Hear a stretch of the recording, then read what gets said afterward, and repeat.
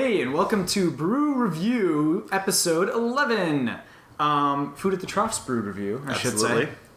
This week we have a Goose Island beer, Lolita. And so you remember last week how we did an American Wild Ale? Yes, I do. This week we're doing another American Wild Ale. They're so good. Yes. So it's going to be another sour type beer.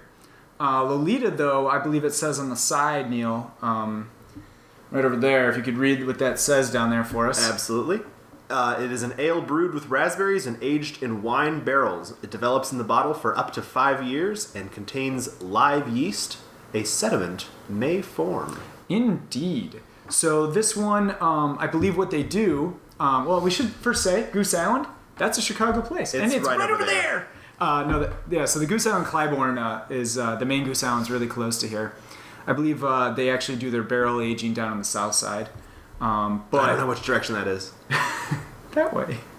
Anyway, I totally forgot what I was going to say. Anyway, so they use Cabernet Sauvignon casks, I've heard. And they put something insane like 50 pounds of raspberries in each one. And they age it, and that's how they get this amazing beer that we've both had before. Yep. It's actually my favorite Goose Island beer. It's fantastic. And 9%, so maybe taste some alcohol. I don't know. Is there much else to say? Nope. Let's dive right in. Goose Island. Yeah.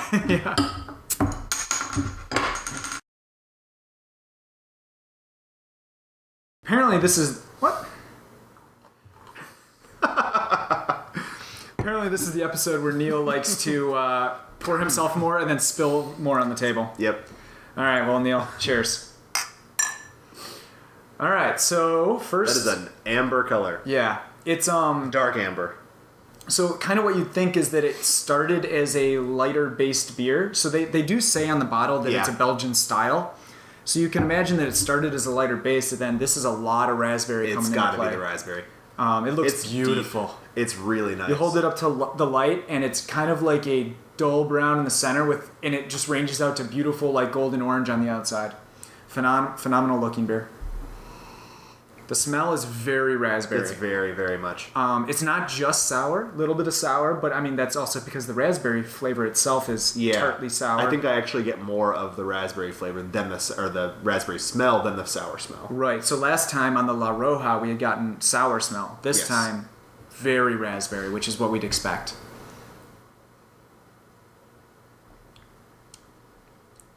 Ooh, that is tart and delicious. Yeah. So one of the things that I actually noticed first, beyond the taste, that I think is worth mentioning, it's very heavily carbonated. Yeah, I was going to say the exact same thing. When I first put it in my mouth, it was like Pop Rocks.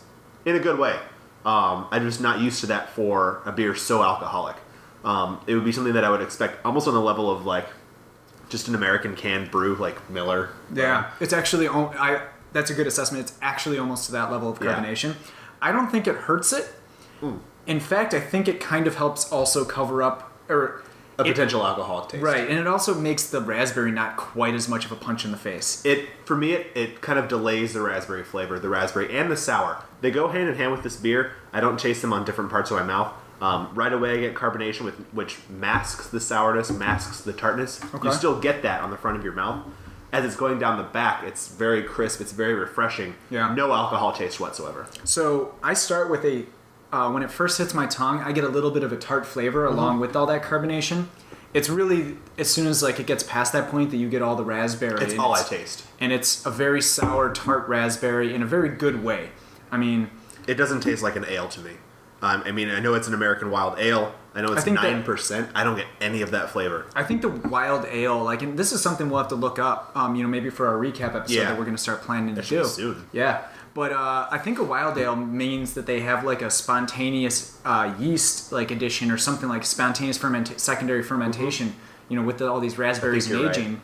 And so I think that's what the Wild Ale portion means. I should say that I'm actually starting to get the alcohol in this. I'm still not. And basically what it is as you're drinking it, you get like initial carbonation and tart, and you get lots of raspberries, right? Mm-hmm. And it's kind of like at the very, very end, and then like a couple seconds later, you kind of get an overwhelming warmness in the back of your tongue and in your throat. and that's the alcohol. It's not actually an alcohol flavor, which is good, but you get the warmness of the alcohol. I mean, like, this beer is obviously, which is a great way to do it, at least slightly chilled. Yeah, and that warmness has to be coming from somewhere, and it's not the carbonation anymore.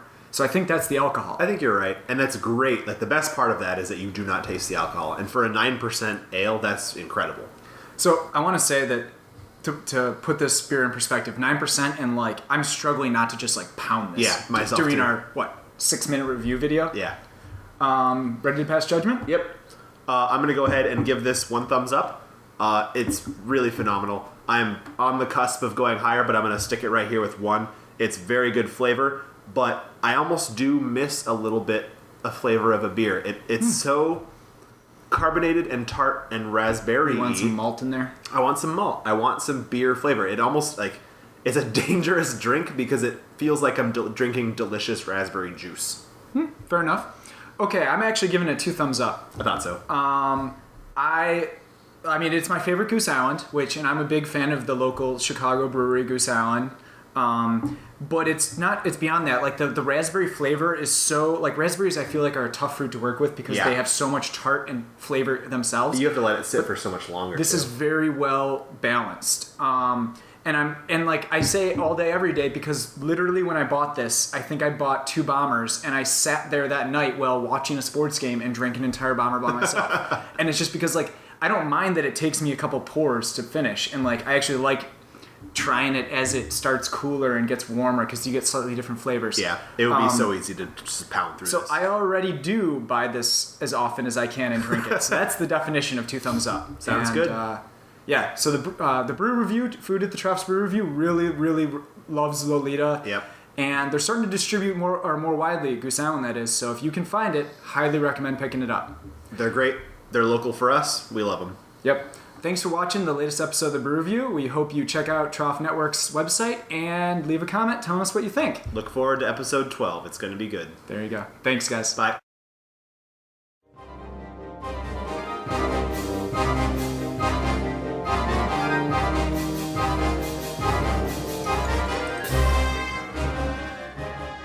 You really need to watch the moment.